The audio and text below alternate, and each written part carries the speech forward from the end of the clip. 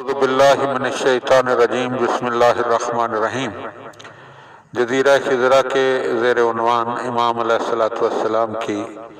بارگاہ میں بھیجے گئے عریضے میں سے اگلا سوال۔ آپ علیہ السلام سے ایک شخص نے پوچھا کہ ایک شخص نے یہ نیت کی کہ وہ اپنے مال میں سے کچھ رقم نکال کر اپنے فلاں برادر ایمانی کو دے گا، مگر بعد میں دیکھا کہ خود اس کے اقربا میں ایک شخص محتاج ہے، تو کیا وہ اس برادر ایمانی کو چھوڑ کر اپنے اس قرابت دار کو وہ رقم دے سکتا ہے؟ تو آپ علیہ السلام نے جواب میں ارشاد فرمایا، ان دونوں میں جو شخص اس کے مذہب سے زیادہ قریب ہے اس کو دے، اور اگر اس کے پیش نظر عالم علیہ السلام یعنی امام موسیٰ کاظم علیہ السلام کا یہ قول ہے کہ اللہ تعالیٰ وہ صدقہ قبول نہیں کرے گا جو اپنے محتاج قرابت دار کو چھوڑ کر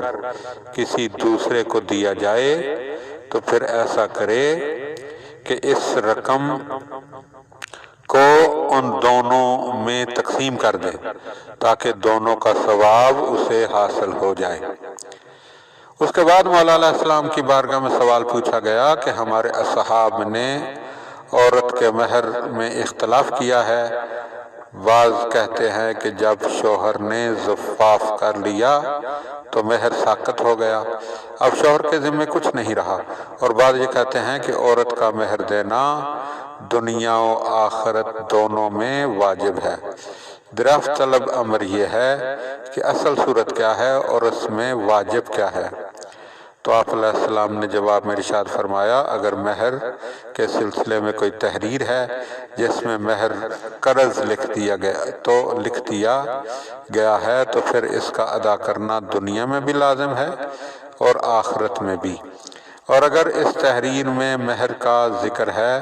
کہ اتنی رقم ہے مگر اس میں یہ نہیں لکھا گیا کہ یہ قرض ہے، تو پھر زفاف کے بعد مہر ساقط ہو جائے گا، اور اگر کوئی تحریر نہیں ہے تو ایسی صورت میں بھی زفاف کے بعد مہر